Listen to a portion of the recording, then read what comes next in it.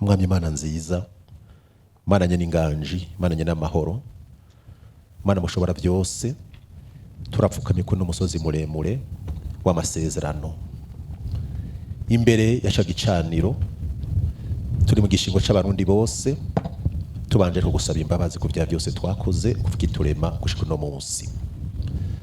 Twumvise indinganizo y'amasengesho turimo Mana yacu, ko ari amasengesho y'umuhezagiro w'Imana n'umuhezagiro w'abaherezi. Twumvise kandi yuko ari kwambara inkomezi ngo twubake kandi tugavye. Reka Mana yacu tubanze duhezagire, wewe uhoraho warayiduhezagiye. Uragahezagirwa Mana y'u Burundi, uragahezagirwa Mana waduhaye igihugu ciza citwa Burundi, uragahezagirwa Mana yacu waduhaye kuba ihanga ryawe ryitwa Abarundi.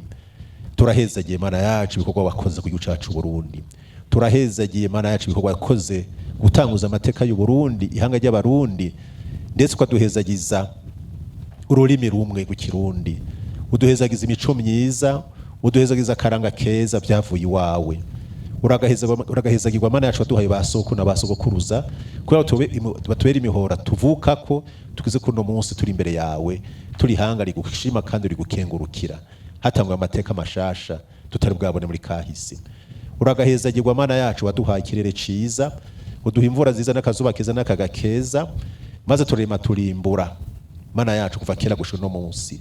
Uragahezagirwa Mana yacu we wazigamye Burundi n'Abarundi warabaho kuva kera bukibaho gushika no munsi. Uragahezagirwa Mana yacu we waduhaye kukumenya nk'Imana yacu nawe ukamuvyeyi wacu. Uragahezagirwa Mana yacu we waduhaye abatwitangiye imbere, ibyo bagiye baracamwe byose byatubereye icigo byaducishije ubwenge, natwe no munsi turi nganka bagumya banga tuguhezagira Mana yacu, ukuntu waduhaye obanga ryo kumenya ukaroga ihanza cambere mu CNDD-FDD, ukanadushoboza no kukwinjiza mu ibwizwa shingiro ry'u Burundi, ukabaronka ibaza cambere. Uragahezagirwa ivyo byose twabishobojwe nawe, kuko abana abantu bobo ntavyo twari gushobora.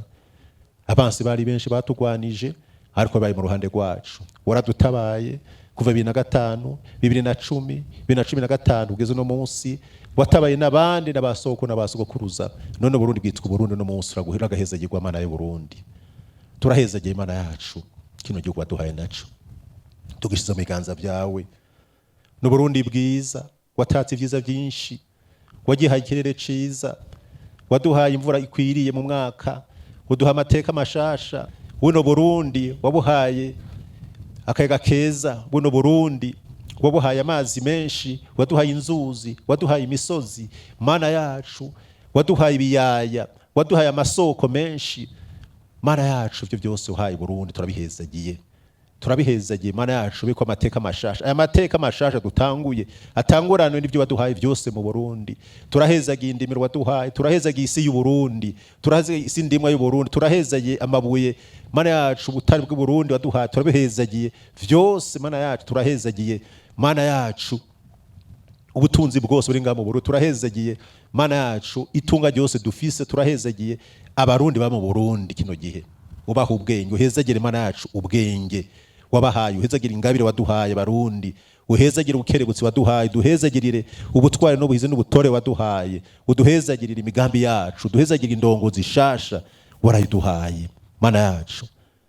Turaciye bugufi, turashitse hasi, turaze hasi kugira ngo tugushimire Mana yacu kuntu waduhaye indongozi zishasha. Tubanje gushima no gukengura ku ndongozi waduhaye Mana yacu. Mu myaka 15 waratuzigamye, uraturinda, watugwaniye intambara tubona izo utabona, waduhaye amagara meza n'ubuzima bwiza no kuramba Mana yacu. Dutangura neza, dusozere neza cyane gusa ngo twatanguye.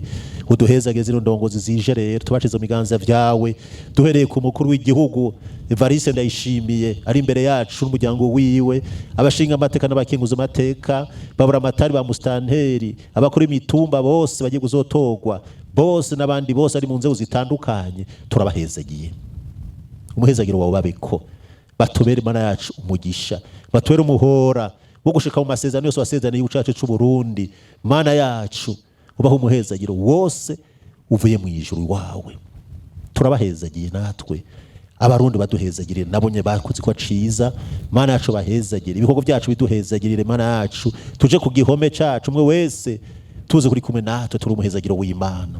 Indongozi zacu turazatuye kumugisha, turazatuye kurindwa no kuzigamwa, turazatuye ko Mana yacu ukumurikishwa mu nyonga hawe, turazatuye ko kugirwa neza nawe, turazatuye ko kuboneshwa kumurikishwa nawe mu maso hawe, turabatuye ko Mana yacu ambahoro y'Imana, turabatuye ko izina ry'Imana ribana nabo, umutima w'Imana ubane nabo, inyonga zawe zibara ijoro n'umurango, kandi amatwi yawe Mana yacu abangira amasengesho, Mana yacu basenga ko bukiye ko bwije, ubahezagire Mana yacu. Turahezagiye abarundi wakoresheje ndetse n'abanyamahanga badukunda kandi badushigikiye, turabahezagiye. Turi ngaha kuno musozi muremure Mana yacu w'amasezerano, Mana yacu muri gicaniro, turabahezagiye. Turahezagiye Mana yacu abarundi bose mu bisata byabo byose bakoreramo, abasoda, abapolisi, abari mutungane mu ntwaro, mu bushikiranganje butandukanye, abarimi n'aborozi, abagwiza tunga bose turabahezagiye umuhezagiro w'Imana. Turahezagiye abikorera utwaba, turahezagiye Mana yacu ugwarwa rwacu ariko ruriga, turahezagiye abana bacu abuzo n'abuzukuru bacu bataranavuka, turabahezagiye baze binje umuhezagiro wawe ibe bidashira. Uzobokoze Mwami Imana nziza, urakoze kubisa gusenga kwacu, wabanye natwe mu gitondo ciza cy'itariki 29 ukwezi kwa gatanu mwaka wa kane mwaka 2020. Turaciye bugufi tukenguruka dushimye umuhezagiro wurutse uvuye mu ijuru, urukire ku ndongozi zacu maze shorokere gushaka ku barundi bose. Turakuhezagiye Mana yacu waduhaye ibihe nk'ibi, ukaduha n'akaryo keza n'ino ndinganizo n'imigabo myiza n'imigambi myiza n'ivyumviro vyiza byo kuza gushima no gukenguruka no guhezagira Imana no guhezagira igihugu no guhezagira indongozi no guhezagira bene igihugu byo waduhaye byose. Uyu mutima urutse uvuye mu ijuru bano masengesho y'amashimwe no gukenguruka, amashimwe kandi ajanye no guhezagira, ubishoreze ubasha bwawe guje inshorondwi gusa ubandi masengesho twakoze hano hantu guhera no munsi n'ibidashira. Uzobokoza mu izina rya Yesu Kristo tubigusabye kandi tubyizeye, amen.